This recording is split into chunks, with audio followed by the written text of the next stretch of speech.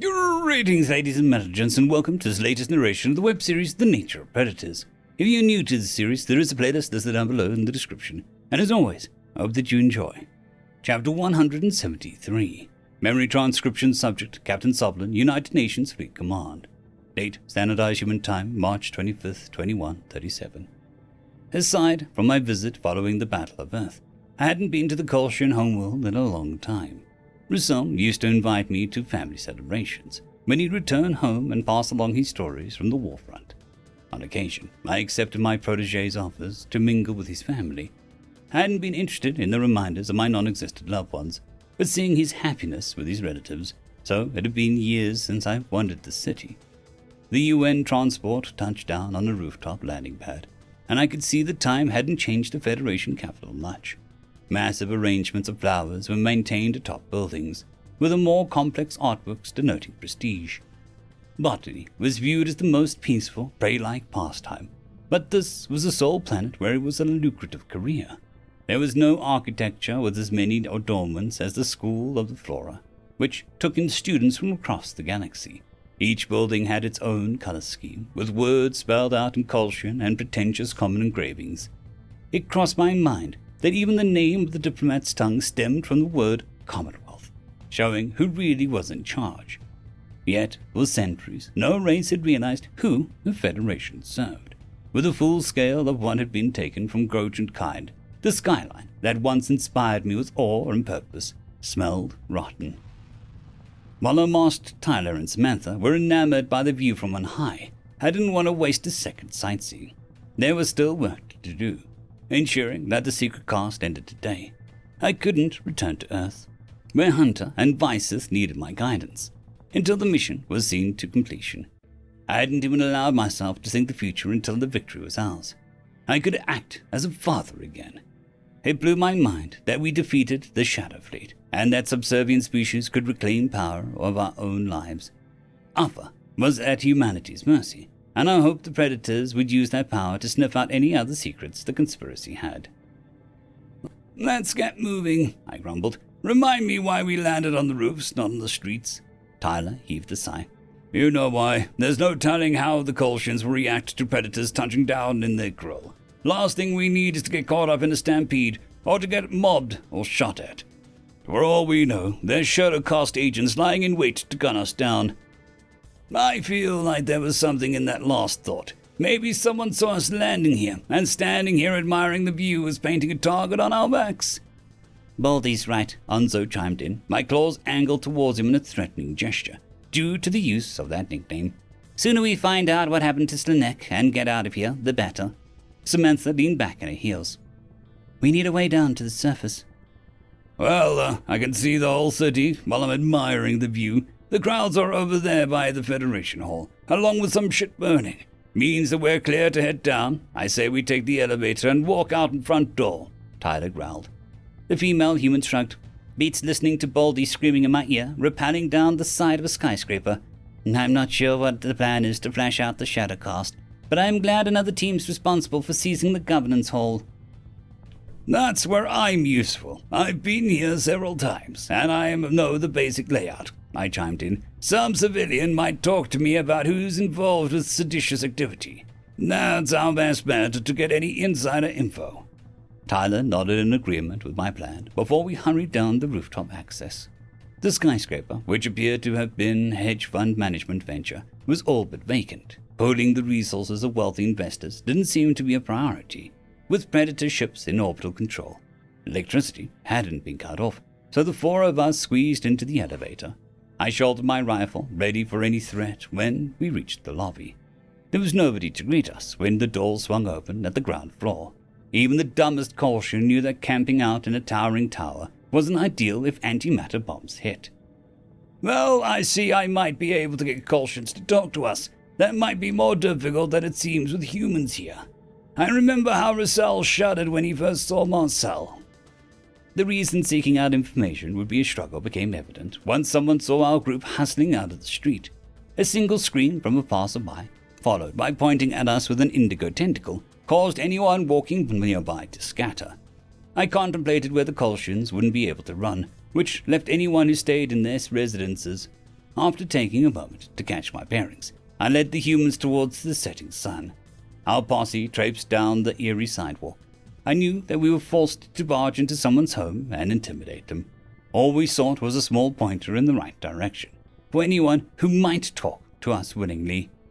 "Where is the Shadow Coast? They're not resisting our invasion at all," Onza mused aloud as we maneuvered through the walkable city. Samantha snickered. "I think they're more preoccupied with keeping their own citizens at bay. The stunts they pulled today couldn't have been popular, plus, they lost to us." "We'll see how the average Kolshian feels about their government and conspiracy, if we can get someone to have a conversation with us," I mumbled.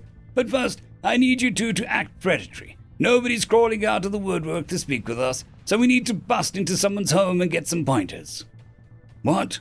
You want us to go and intimidate people?" Tyler stiffened. He noticed the row of compact houses, which looked like oversized storage crates. "Fecking hell, how are you sure there even is anyone left alive who stood against the government for all this?" "Because I knew Russell wouldn't have stood for the things we've learned about in the Commonwealth. He wasn't the only Kolshian with integrity who would have been revolted by this tyranny. I just imagine the smart ones operated in secrecy, like the shadow caste they're opposing."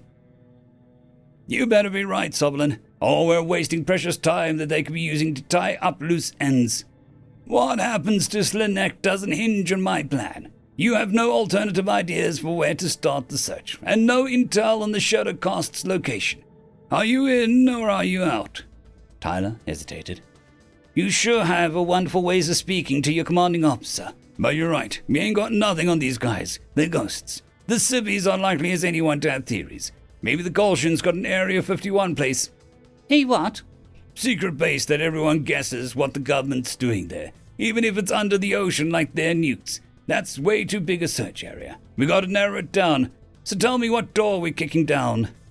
I searched for the house with the nicest garden and trundled up to the doorstep. The humans followed before Tyler's leg removed the barrier from its hinges with a powerful kick. The Terran soldiers stormed forward, sweeping the house with guns out. They found a whimpering Kolshian beneath her kitchen table and dragged her out screaming. Samantha jabbed her barrel right beneath the civilian's chin, shushing her threateningly. Officer Cordona seemed to be keeping an eye on the guard, though he didn't voice our disunity. "We picked someone who won't be willing to go toe-to-toe with human aggression. I'm sure she'll answer our questions under the threat of having her brains blown out." "Do you want us gone?" Tyler barked, the most guttural tone that he could muster. The Kolshian froze, with two gun-toting predators hovering over her. "Please, leave. I'm not good food." "We don't want to eat you, dipshit. We're asking you to talk," Samantha growled. "You play nice and answer the Gojit's questions. You don't have to see us anymore. You don't sing, we shoot you and find someone else that will. What will it be?" "I'll help. Please, just ask and leave. Whatever you need." "Not so fast. You play games with us, or we find out that you've been in any way untruthful, then we come back. You'll wish we killed you up front. You think carefully about how you answer. Also remember that we're predators, so we're a lot better at deception than you are. Isn't that right?" "Yes. What is it you want to know?" I ambled up to the Kolshian as she quivered on the floor. "It's an easy question. Do you know anyone who's involved with seditious activity against the Kolshian regime? Anyone suspected of treason, disloyalty, human sympathizing, or anything in that vein?" I'm not involved with that sort of thing. Wait," the civilian exclaimed as Samantha twisted the gun. Look, I only know of one person who's under serious suspicion. The sister of the hated Kolshian traitor. She's been ostracized since nobody knows how deep her involvement goes. Maybe her?" Tyler leaned forward. "Where is the suspect?" She lives 2 blocks down. Just go right when you exit my place. It's a bungalow with the vine braids flowing from a windowsill. You can't miss it. Is that all?" "Yes," I grunted. "Huh? Are you going to kill me?" Samantha stepped back with the gun, though I could sense her scowl. "No, time to go, guys. I've heard enough pathetic pleas for one day."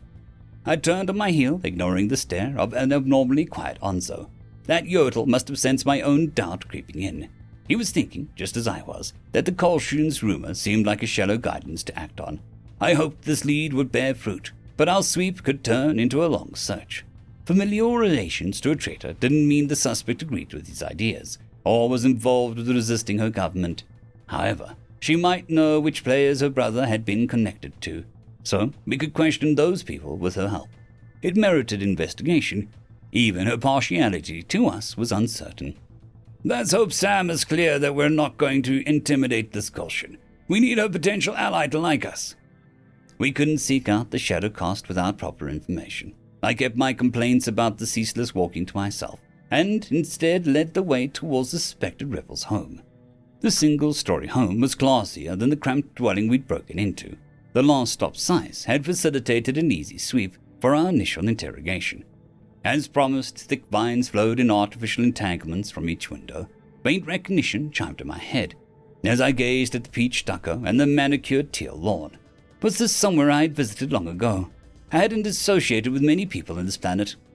This seems familiar, I mumbled. Onzo tilted his head.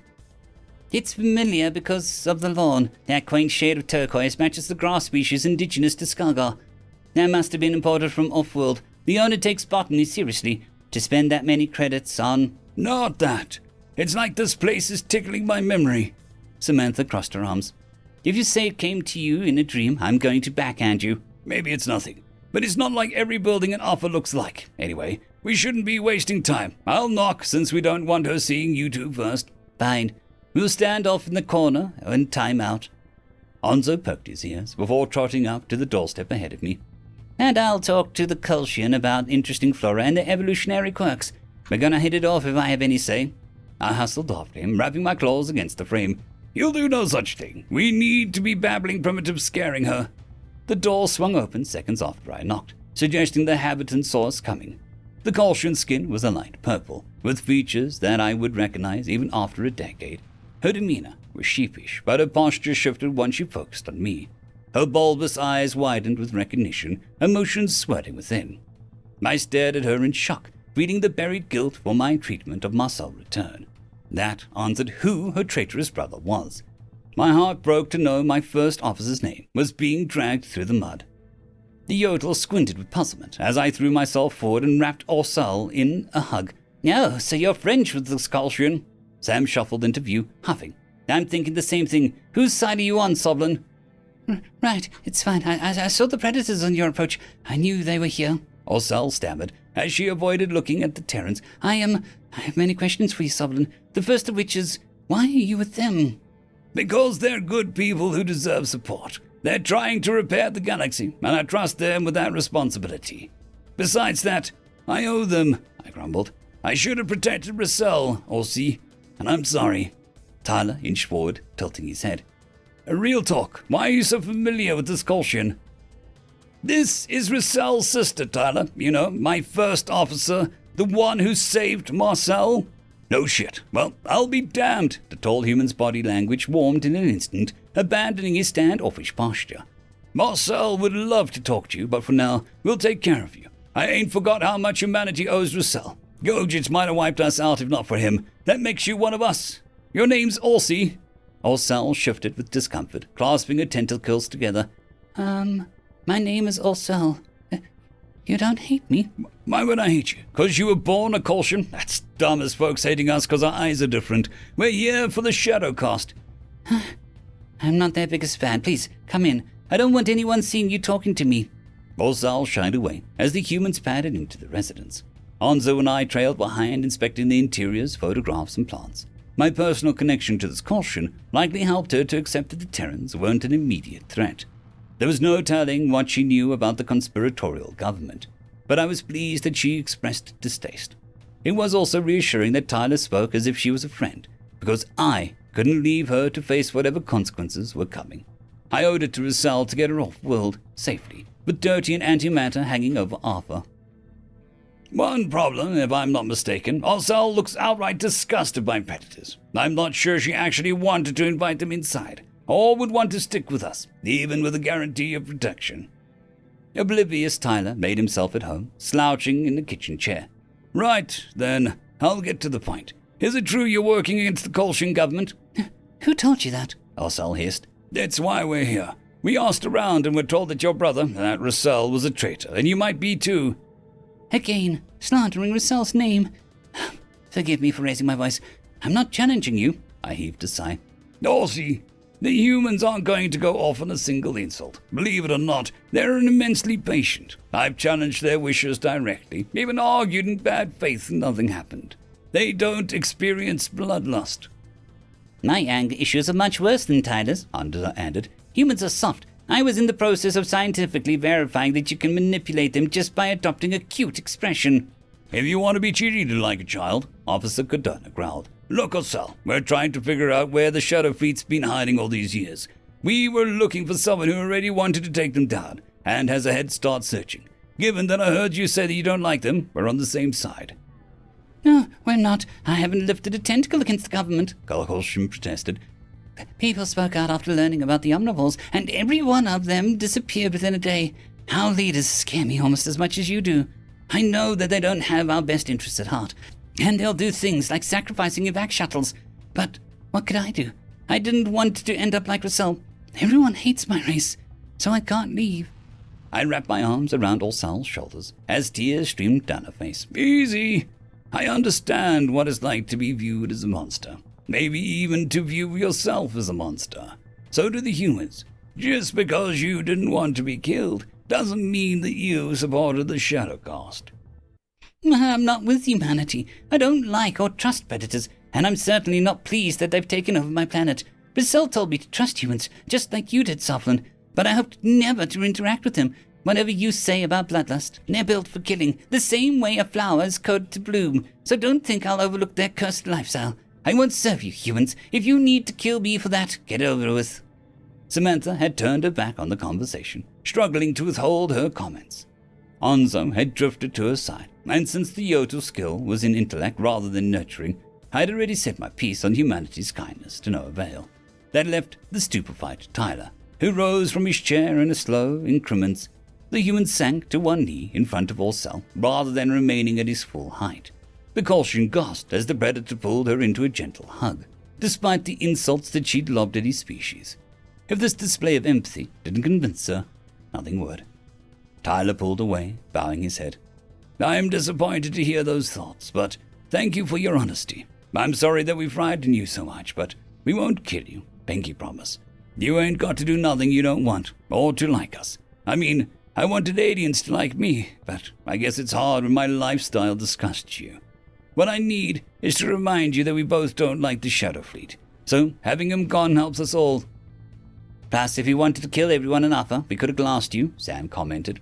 She's right, but it's not up to us to decide what parts of nature, what life forms, and which lifestyles are acceptable. We believe the galaxy has seen too much death and suffering. We wish we all could have got along, even if you don't believe those words from a predator. The Shadow Caste can't go through with the motions of pretending to care. Doesn't that prove that we're less bad than them? Orsel was silent for several seconds before she forced herself to gaze at the human. I thought about reaching out to Earth before, but I knew that you couldn't help me. You're dangerous. I must be out of my mind to be considering this, but the Shadow Fleet are predators too, so I guess I'm just selling them to their own kind. You know where they are hiding, I gasped. I have a guess. The Shadow Caste always hides in plain sight, and their self-selected name is about hiding beneath the official government. What if it's literal? Where's a better place to camp than under our noses than beneath the Federation's hull? There must be a reason the capital won't authorize construction of new bunkers or anything underground. That actually makes sense, Sam acknowledged with a lilt of surprise. I flicked my claws in agreement. The hall is built like a fecking maze, perfect for hiding corridors and rooms.